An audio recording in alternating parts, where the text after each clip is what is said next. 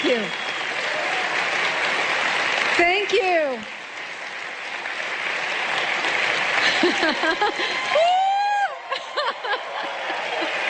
I love you too. Thank you very much. So touched and so blessed to be with you tonight. You honor me with your presence. Thank you for taking the time to coming here tonight and filling this beautiful church and just being inspired and being surrounded with love, with energy, with goodness. You know, people ask me all the time, Brigitte, don't you get depressed talking about radical Islam and terrorism and such a downer subject? And I tell them, you know what? Yes, I do. But you know what lifts my spirit up when I am down?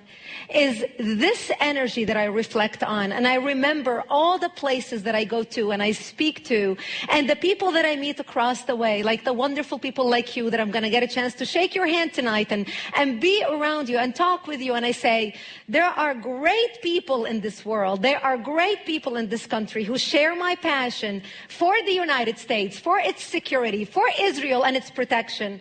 So I am delighted to be surrounded with you tonight and share with you my life story, what's happening in our country, and what drives me to travel the nation and also the world to speak about why we all need to stand up and come together and call evil by its name.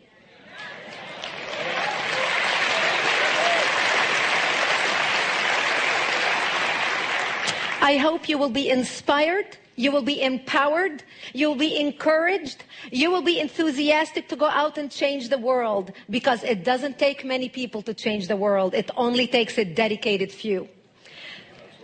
So here we are tonight. I'm going to share with you why I am so passionate about the issue of national security. And I'm going to share with you my life story. For those of you who do not know much about me, and this is the first night you hear anything from me. I come from Lebanon. I was born and raised in Lebanon, which used to be the only majority Christian country in the Middle East. We were open-minded, we were fair, we were tolerant, we were multicultural. We prided ourselves in our multiculturalism. We had open border policy. We welcomed everyone to come to our country because we wanted to share with them the westernization which we had created in the heart of the Arabic world. Muslims used to send their children to study in our universities because we had built the best universities in the Arabic world. They graduated and worked in our economy because we had built the best economy in the Middle East, even though we did not have any oil. Beirut became Paris of the Middle East, the banking capital of the Middle East. In 1965, National Geographic magazine had on its front cover, Lebanon, Eden of the Middle East. Unfortunately, all this began to change as the years went by.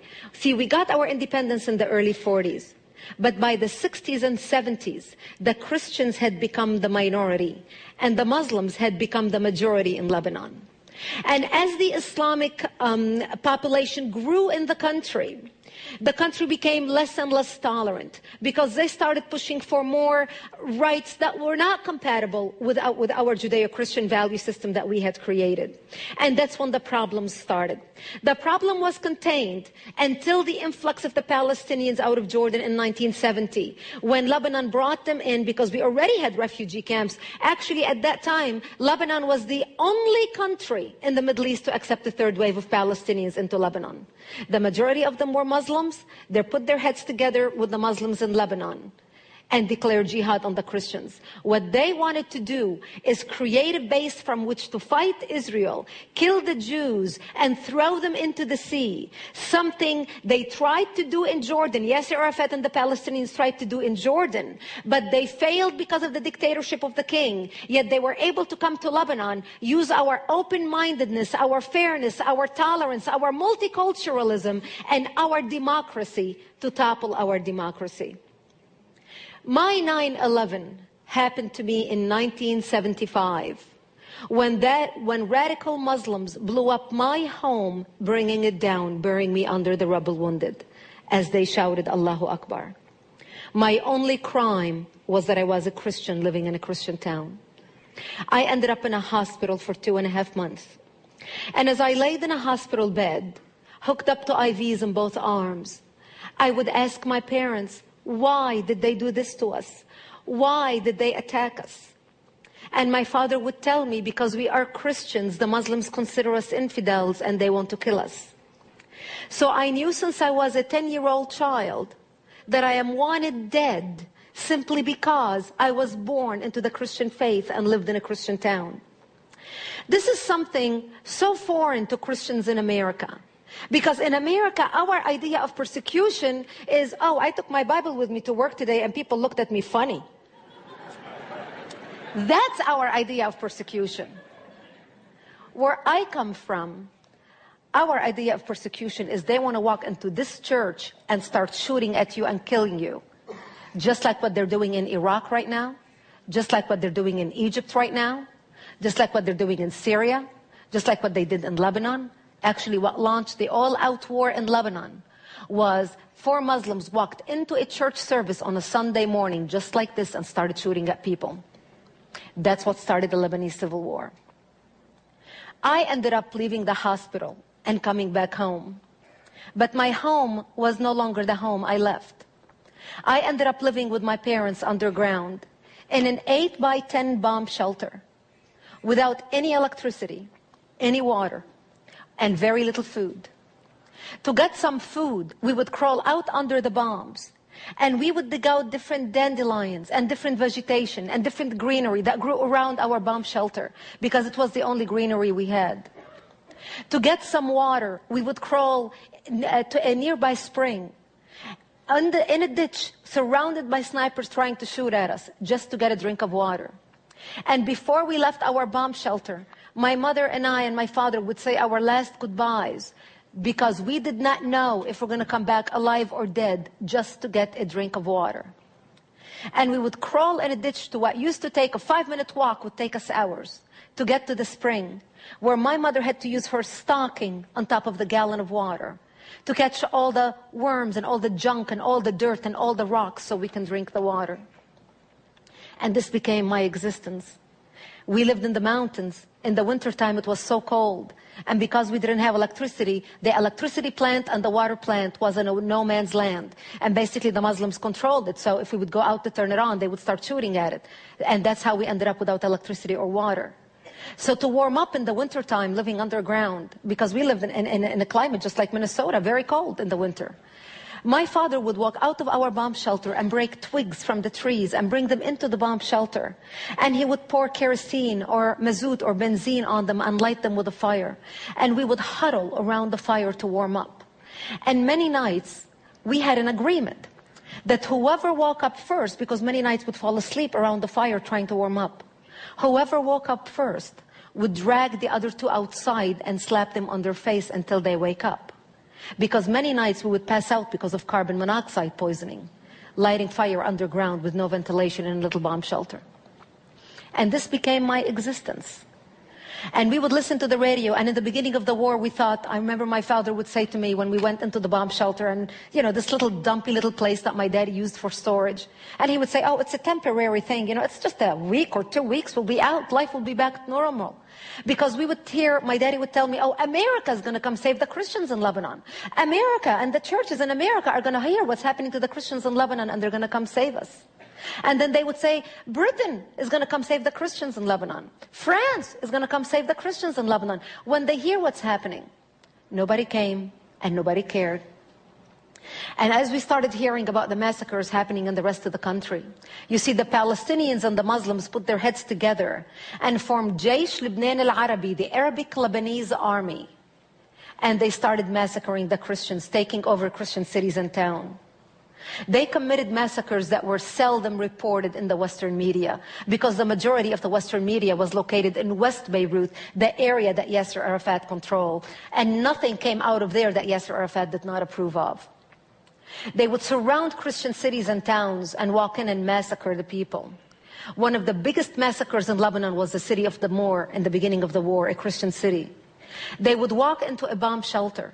They would find a mother and a baby and a father hiding in a bomb shelter. They would take the baby, tie one leg of the baby to the mother and another one to the father, and pull the parents apart, splitting the child in half. They would walk to our churches, urinate and defecate on the altar, and then torch our churches. The last lady that worked for me, I hired her because she was mentally disturbed. I wanted to take care of her and her family. And the reason why she was mentally disturbed is because they walked into her bomb shelter. They tied her son, 16-year-old only son, on her lap, held a knife to her hand and made her slit her own son's throat, then raped her daughters in front of her. These are the stories that went unreported in the Western media. Nobody in the world cared to hear, and nobody in the world understood. And when the leftist Christians, when the Muslims would come to massacring them in these towns, and the leftists would tell them, you can't massacre us. We marched with you. We represented you in courts. We pushed for your rights. We are on your side. And the Muslims would look at them and say, you are nothing more than useful idiots. You are no different than the other Christians, infidels. But by the time these people woke up, it was too late. And some of them who fled to come and hide in our town because it was the only Christian enclave left in South Lebanon. It was too late. We knew what our fate was going to be because we were surrounded by the Islamic forces trying to slaughter us, because we were on the border with Israel. I come from a little town in southern Lebanon called Marjayoun, the Valley of Springs. If you have ever visited Metula in Israel on the northern border and stood on the border overlooking at Lebanon, my town is across the valley, across the border. We knew what our fate going to be because we heard of the massacres, and we knew our days were numbered. And we knew to our front were the Muslims and the Palestinians who are waiting to slaughter us so they can be at the border with Israel. But we knew that to our back was Israel, the Jews. And we knew that of the two enemies, because at that time Israel was considered the enemy of Lebanon. We had no diplomatic relations in the 70s. We knew as Christians, if we go to the Jews and beg for help, the Jews are not going to slaughter us because we had more shared values with them than we had with the Muslims. So few people from my town went to Israel and begged for help. They flagged down an Israeli patrol and said, listen, we barely have 48 hours to live. If you don't come help us, we're going to be dead. So you help us, we'll be your buffer zone. It works out for both of us. Israel started coming in the middle of the night and bringing in ammunition, and bringing in support, and bringing in food for the military, and bringing bomb shelters to people. And Israel would take Lebanese Christians, anybody who can fight between the age of 15 and 40, and take them into Israel and train them how to fight. Because we learned very early on in the war that you can have all your professional degrees behind you on the wall, your medical degree, your accounting degree, your law degree, your whatever degree. None of that will do you any good when you are faced with an enemy bent on killing you in the name of Allah. So Israel started to help. And Israel would come in the middle of the night. And this is how we lived for 3 years while no one in the world cared. I remember I was 13 years old. And a friend of ours from the militia, from our Christian militia, stopped by. And he said, Brigitte, I just want you to know that we heard on the radios today that the Muslim forces are planning a major attack against our town. And if I don't get to see you tomorrow, if we get killed tonight, I just want to wish you a merciful death. And he gave me a big hug and he left. And I remember as a 13-year-old dressing in my Sunday best, in my Easter dress, because I wanted to look pretty when I am dead, knowing that there would be no one to bury me after they slaughter me. And I remember sobbing as my mother combed my long black hair down to my hips and tied a white ribbon in my hair that matched the white flowers in my blue dress. And I cried, begging her, I don't want to die, I'm only 13 years old. And there was nothing my mother could say to me. And we just cried. And I remember sitting in the corner of our bomb shelter and holding each other's hands and praying, my mother, my father, and I. And my father said to me, my father opened up the Bible and we were reading from Psalms. I shall walk into the valley of death and fear no evil. And my parents said to me, if they come to slaughter us tonight, we will create a distraction. You just run towards Israel and you never look back. You are a child, you are a young child. We lived a long life. Thank God I did not make that decision that night, because that's the night when Israel came in physically into Lebanon and kicked out the Muslim forces and the Palestinians and set up checkpoints to save our lives around our town.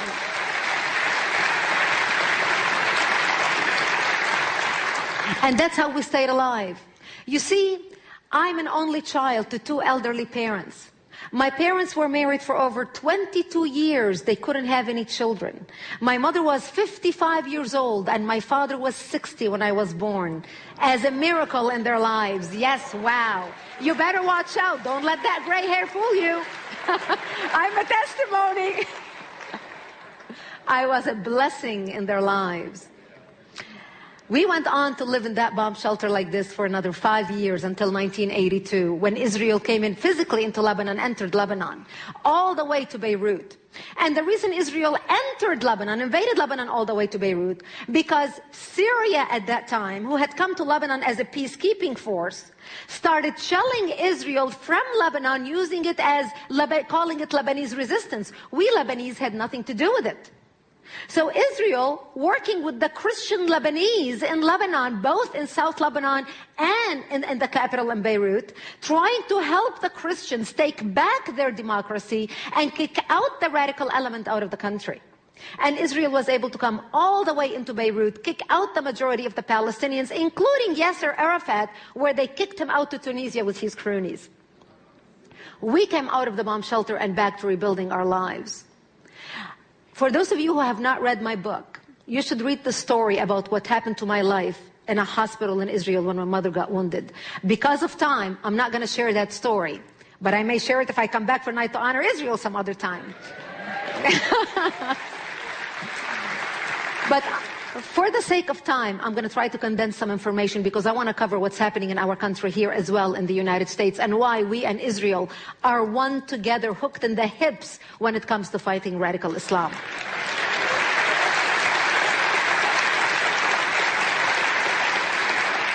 I ended up moving to Israel in 1984 and becoming a news anchor for World News in the Middle East, working in Jerusalem in Binyanei HaUmah.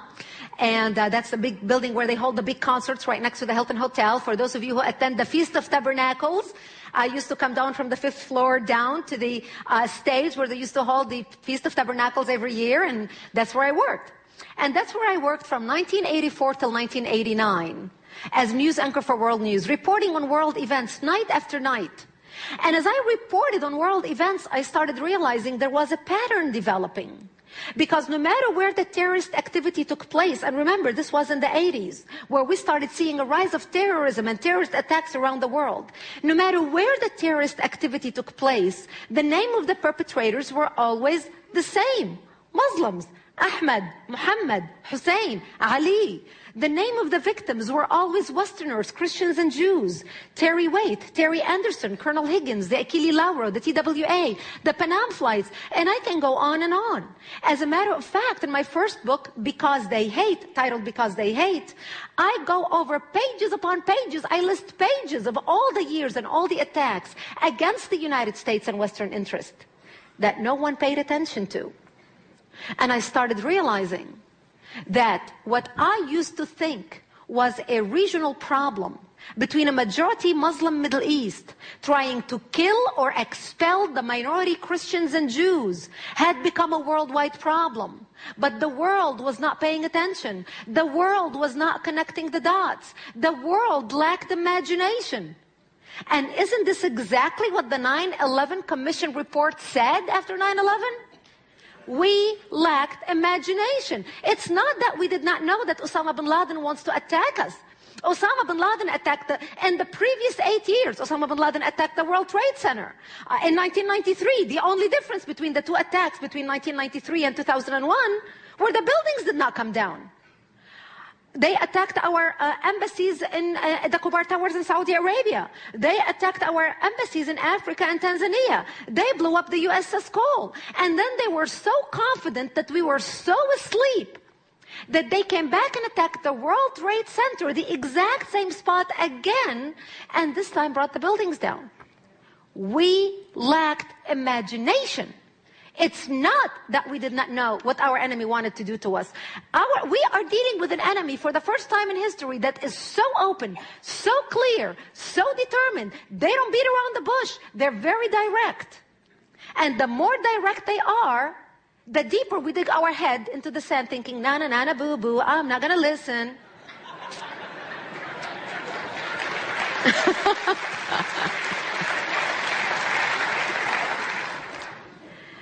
And the sad reality is that as long as Jewish blood was being shed on the streets of Jerusalem and Christian blood was being shed on the streets of Beirut, nobody in the world gave a darn. It wasn't until September 11th in the United States that the world woke up and realized, why do they hate us? What did we do to the Islamic world? Very simple words I have for you. They hate us. They hate us because we are infidels. Plain and simple. So what is driving this radicalism? Where is all this hatred coming from? A lot of people, especially when you listen to Al-Qaeda or the Palestinian, they say, well, we hate America, we are after America because America stands with Israel. Because of your foreign policy, that's why we attacked you on September 11th. If that is the case, then what is the mothership that is launching all this hatred against the West? In order for you to understand that, you have to learn a little bit about an organization called the Muslim Brotherhood, which you have heard something about associated with the Egyptian revolution in the last few months, especially after Christmas. The Muslim Brotherhood is the oldest Islamic terrorist organization in the world, founded in 1928 in Egypt, with 70 offshoot Islamic organizations, including Al-Qaeda and Hamas. Now, the Muslim Brotherhood was founded in 1928. 1928? Israel didn't even exist. America's foreign policy supporting Israel? Israel didn't even exist for us to have a foreign policy. So why did the Muslim Brotherhood launch Al-Qaeda, Hamas, and 70 other Islamic terrorist organizations around the world today? The answer is because they launched a movement of radical Islam to revive the authentic radical Islam of the 7th century and bring back the Islamic Empire, the Islamic Caliphate, which Ataturk eliminated and ended 5 years prior in 1924. The Islamic Empire existed from the 600s until less than 100 years ago. Our knowledge of history is so slim and so small and so almost nil. We do not understand what we're dealing with. We do not understand why our enemy is fighting us. They not only want the elimination of Israel, they want the elimination of our Judeo-Christian value system and of the West in general in order to bring back the Islamic Caliphate and conquer the world. Now, what are they doing and how they are doing it? The Muslim Brotherhood wrote a plan in 1982. It's a 100-year plan for radical Islam to infiltrate and dominate the West and establish an Islamic government on earth. In the counter-terrorism circles, this plan became known as the Project. In the project, they discussed tactics and proposals as to how to infiltrate the West, how to set up non-profit organizations and maintain the appearance of moderation in order to advance radical Islamic agenda in the West. They talk about how to work with like-minded progressive organizations in the West that share similar goal. They talk about how to get Muslim interns in political offices in all levels in the West to sway opinion. They talk about how to get Muslims on the board of Republican parties and Democratic parties so they can have a voice in swaying the decision of that party, whether conservative or liberal. They talk about how to get democratically elected Muslims into all levels in the Western government. They began implementing their plan in Europe in 1982. When you look at Europe today, Europe is no longer Europe. Europe has become Eurabia. As I am speaking to you right now, in Europe, in Britain alone, there are 85 Islamic Sharia courts operating parallel to British courts. I am sure if you would have stopped a British man 20 years ago on the streets of London and told him, do you know that 20 years from now, you're going to have a different legal system that's completely opposed to your democratic system, he would have told you, you're crazy. Just as much as a New Yorker would have told you on September 10th, if you would have told him that tomorrow, 19 men with box cutters are going to bring down the World Trade Center, attack the Pentagon, and kill almost 3,000 people, he would have told you, you're out of your mind. That's what's happening in England today. In France alone, there are over 725 no-go zones. These are Islamic zones where the police is even afraid to enter. Europe is no longer the Europe that you knew or your parents knew 20 or 30 years ago. Why are we so concerned in America? Because what's happening in Europe is nothing but a preview as to what's coming to the United States. They wrote the plan for the United States in 1991, the Muslim Brotherhood. Here is the plan. This plan was presented as evidence in the Holy Land Foundation trial in Dallas, Texas, in 2007, the largest ever terrorism trial in the history of the United States against an Islamic charity, where we handed down 180 guilty verdict, and 108, not 180, guilty verdict on terrorism charges. Here is this plan. It says مذكرة تفسيرية للهدف الاستراتيجي العام للجماعة في أمريكا الشمالية, written in 1991. What is so concerning about the plan, this is how to destroy America from within and how to set up an infrastructure in the United States, not a military infrastructure. We know Al-Qaeda is the military arm. We know those organizations want to attack us militarily. But this is the stealth jihad, or the cultural structure to topple down the United States. The most important page of this document is the last page, because it lists 29 front Islamic radical organizations operating in the United States as a front for the Muslim Brotherhood. The top one is ISNA, the Islamic Society of North America. Many of you have heard of ISNA because they are now advisors to President Obama about Middle East policy. We not only have the fox watching the hen house, we have the fox inside the hen house talking to the president. And you wonder why the president is so eager to throw Israel under the bus, or already threw Israel under the bus? It is shameful, shameful.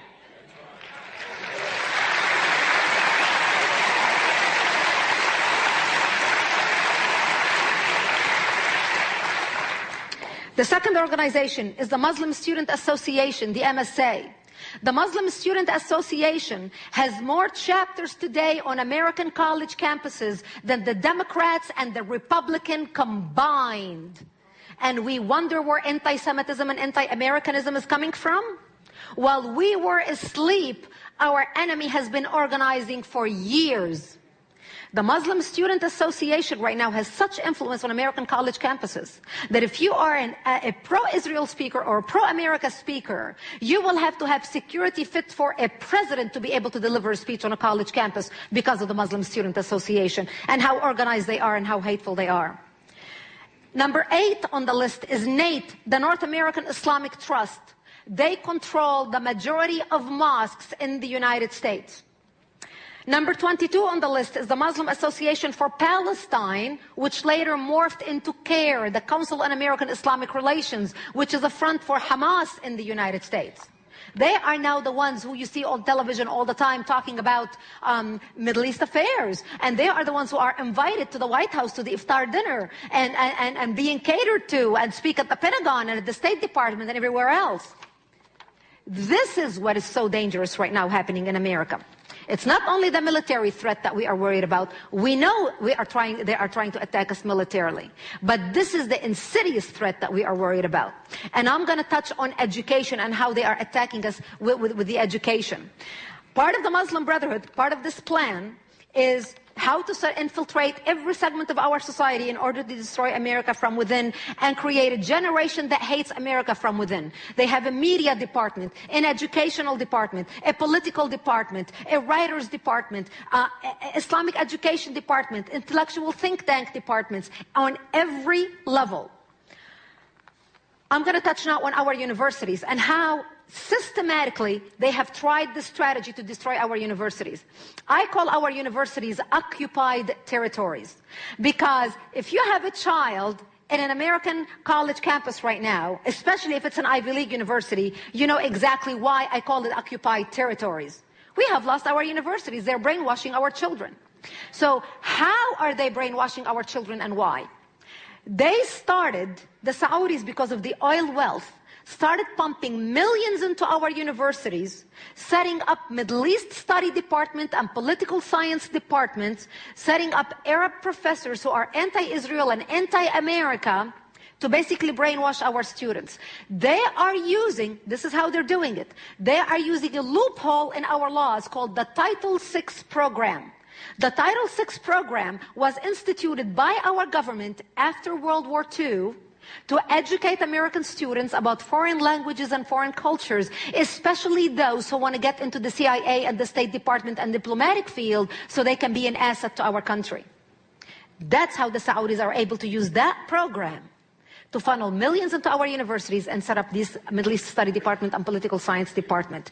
To give you a general idea of the infiltration of our universities, King Fahd of Saudi Arabia donated $20 million to set up a Middle East Study Department at the University of Arkansas. $5 million donated to Berkeley's Middle East Study Department for 2 Saudi sheikhs linked to Al-Qaeda. Harvard received $22.5 million. Georgetown, $28.3 million. 11 million to Cornell, 5 million to MIT, 1.5 million to Texas A&M, 1 million to Princeton. Rutgers received 5 million share endowment, as did Columbia, who tried to lie to conceal the source of the funds. I can go on and on and on and on and on with many universities. From the Ivy League to the community colleges and everything in between. We pump the gas and they pump poison into the hearts and minds of our future generation. And that's why we must become energy independent and stop our dependence on oil.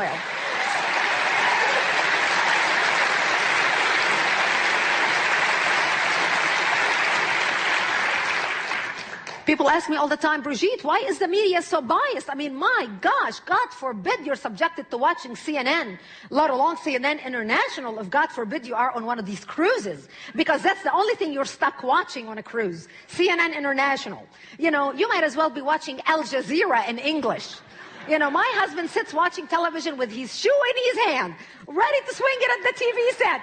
I'm like, honey, it is so aggravating, but it is everything bad about America, as if nothing is good about America. And people say, why? Why are they so brainwashed like this? And I tell them, why are you surprised? Because for the last 16 years, ever since the Saudis started spending their millions of dollars into our universities, all these students who have been graduating out of our universities being fed a steady diet of hate and resentment against America and Israel are now the news anchors, the news writers, the opinion shapers, the bureau chief, the newsmakers. What else do you expect? They're basically talking the talking points that they were given in college. Except now they are the adults who are driving the agenda in our country and influencing millions of people. Now, it gets even worse. You know how it gets worse? The Muslims got together and they decided, you know what? The strategy worked so well on college campus. Why wait until the kids get to college? Why don't we start with the children in middle school, in 6th and 7th grade? They are so impressionable, they are young, they are ready to learn. Let's start then. So they started with the Islam course in middle schools in 7th grade as a part of the social studies program, where students have to study Islam for 3 weeks, memorize and recite verses from the Quran, go to a mosque on a field trip, adopt Islamic names, and fast for Ramadan if they can to experience what it's like to be a Muslim. You know, when I started talking about this a few years ago, I actually discussed it in detail in my book, They Must Be Stopped, which will be later available here. I see a lot of you taking notes. Save yourself from taking notes, and in the book later you can get it. Just focus on listening. They started with the children. Now, how did Hitler change society? Hitler said, give me your children. I'll change society in 10 years. And that's exactly what the Muslims are doing in the United States. When I started speaking about this, people would say, no way, we have separation of church and state. How could this be happening? So I thought there is nothing like show and tell. So here is the course. Here's the course about Islam. Yes, Pastor. The teacher instruction continues. Dressing as a Muslim and trying to be involved will increase your learning and enjoyment. Finally, trying your best at all tasks will guarantee you an excellent grade and a more enjoyable time. The teacher is already dangling the great carrot in front of the children. Here are the Islamic names the students have to choose from. Abdullah, Khalid, Hassan, Hamza, Ibrahim, Karima, Khadija, Maryam, Noor, etc.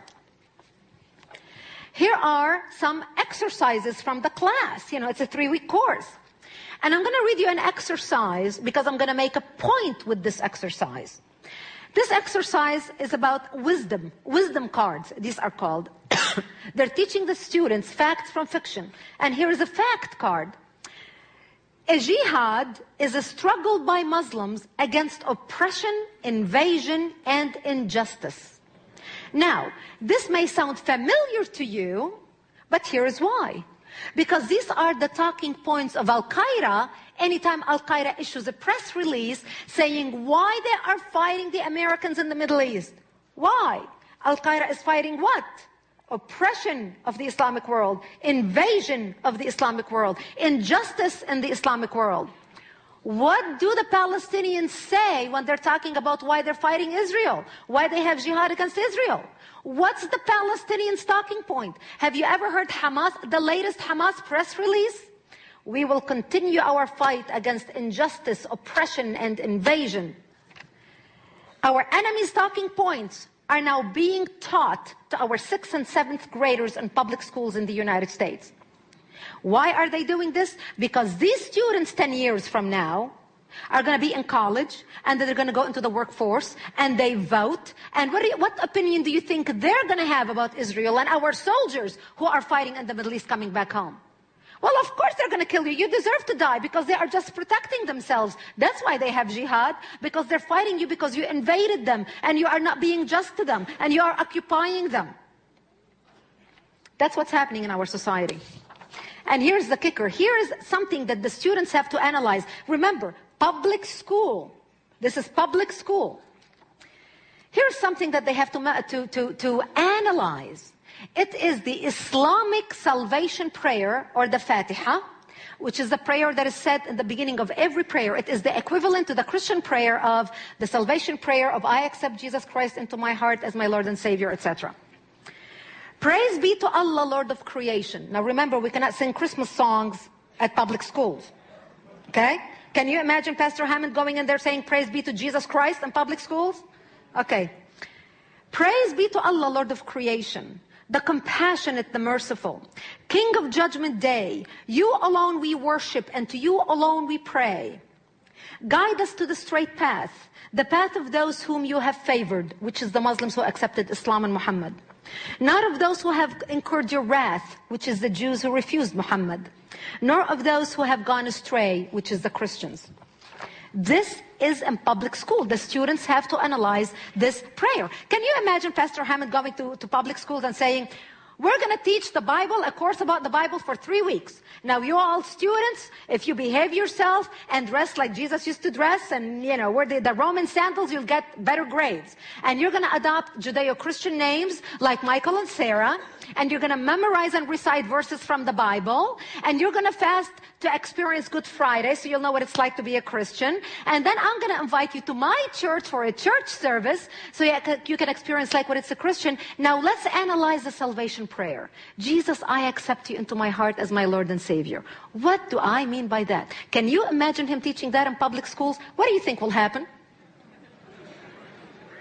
And you know how they're getting away with it? Because most parents do not sit with their children and watch what their kids are studying.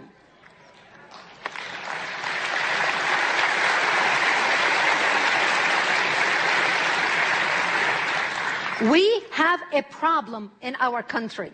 At the end of the course, and I just have to share this page with you, and I'm skipping through a lot of things, Pastor, because I want to make sure I honor the time and stick to the time. I can talk about these things like for another hour.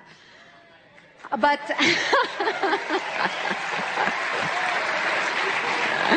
you came here to get educated, baby. You're going to get educated.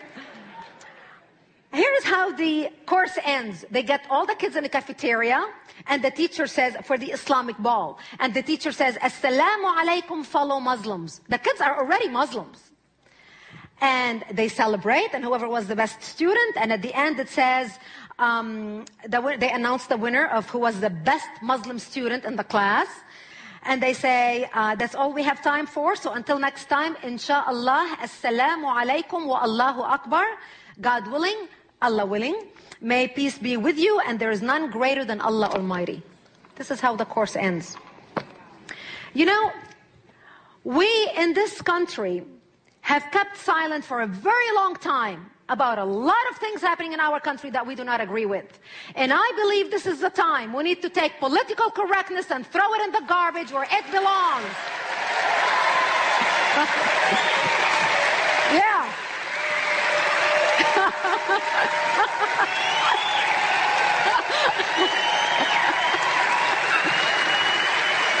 Yeehaw!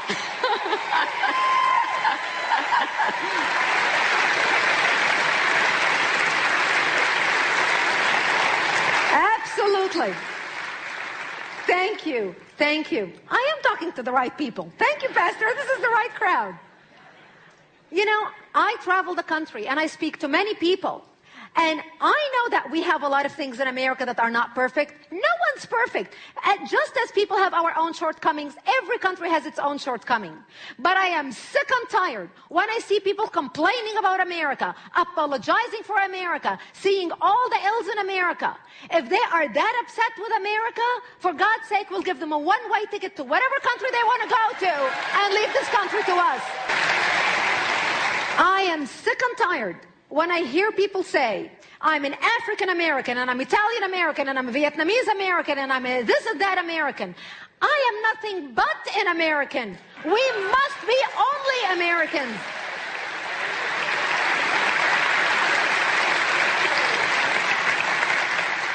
And this is why, as I started traveling the country and thinking to myself, am I the only person who sees this problem? Am I the only person who sees that we need to speak up in this country before it's too late?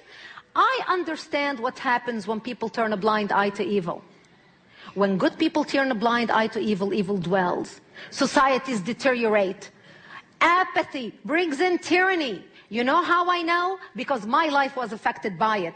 I lost my country of birth to radical Islam. I do not want to lose my adopted country, America. And that's why I'm doing what I am doing.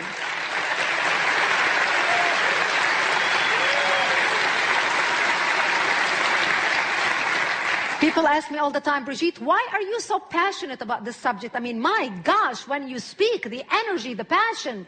And I tell them, you know how Holocaust survivors walk around with tattoos on their arms? I know what happens when people turn a blind eye to evil. Because I look at my scars of war every day when I take a shower. Scars seen and unseen because of my injury. And this happened to me when I was 10 years old. I know what happens when people say, I don't care, it's far away, it's not going to happen to me. Yes, it will happen to you, because evil has a way of mushrooming and growing. And if you don't cut the head of the snake, it will reach you. It will get to you sooner or later. When people did not care about what Israel was fighting, they thought, oh, it's over there. They didn't care. Now it's here. We are fighting today the exact same enemy that Israel has been fighting for over 60 years. They're here. They're here now. And we must stop them now. And that's why...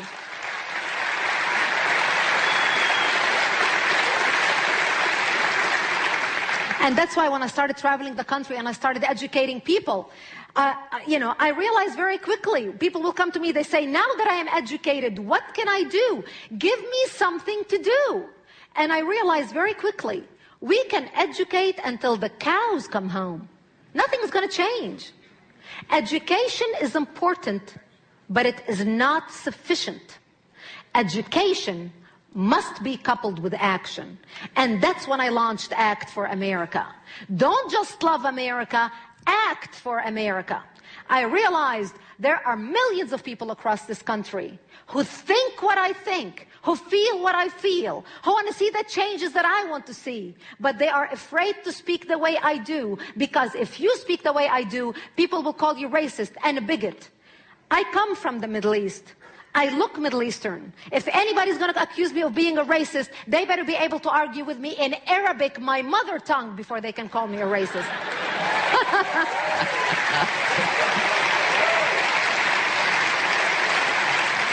And that's when I started traveling the nation speaking for Act for America. I'm proud to tell you that Act for America today is 170,000 members strong, 580 chapters nationwide. Yes, thank you.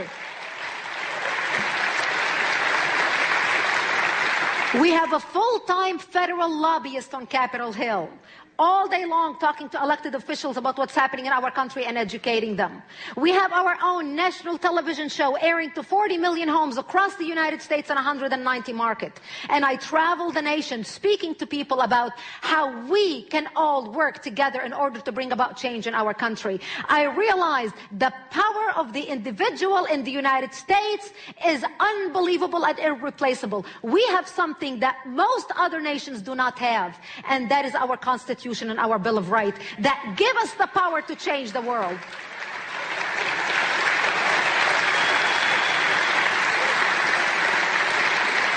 So I am here to share with you today how you can get involved, how you can become a voice affecting your community and our nation, how we can work together to not only defend and protect Israel, but how we can defend and protect the United States of America, and how we can do it democratically, respectfully, lovingly of our Muslim neighbors. We can pray for them, we can lift them up in prayer, we can honor them, we can respect them, but we can be wise in making sure that our Constitution does not get toppled on, that the lines do not get crossed between the separation of church and state, that we still honor the foundation that our founding fathers have set up for us, while at the same time protecting ourselves. So that's what you're going to learn about tonight. And I'm going to invite Guy Rogers, the Executive Director of Act for America, to share with you some information about Act for America and how you can get involved. But before I introduce Guy Rogers on the stage, at this point of my presentation, speaking of our freedom, I would like to honor all our military and veterans who are in the audience. Please stand up and be recognized, every single one of you.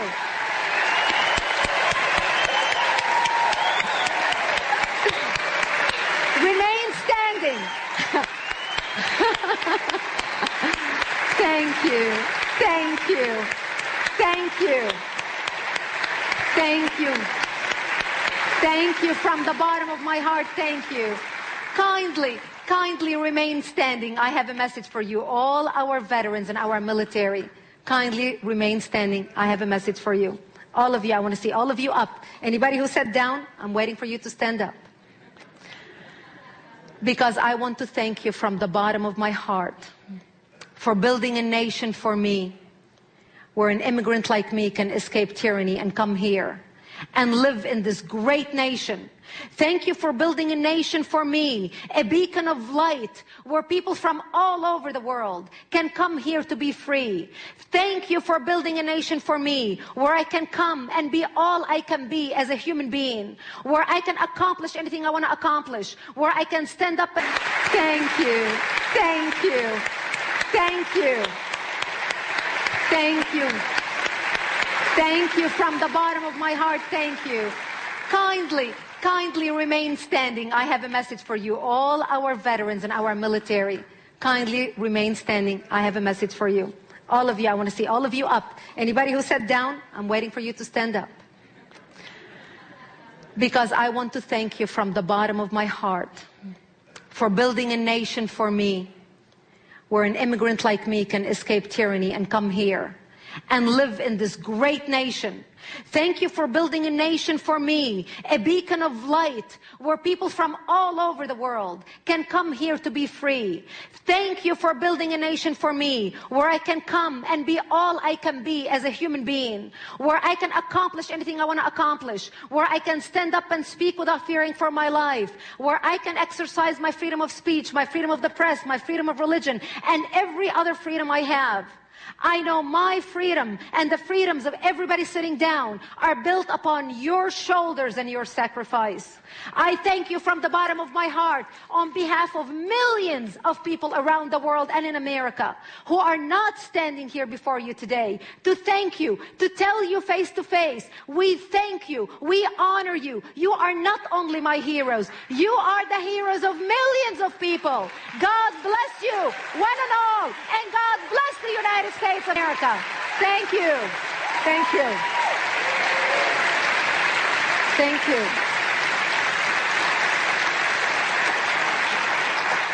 And I vow to you, I am building an organization that will always honor you, that will always lift you up, that will teach a new generation of America that you are our heroes and you will always be our heroes and you'll be treated as heroes. I vow to you that every place I am and every place members of my organizations are, you will be honored, you will be lifted up, you will be recognized. And now I would like... Okay.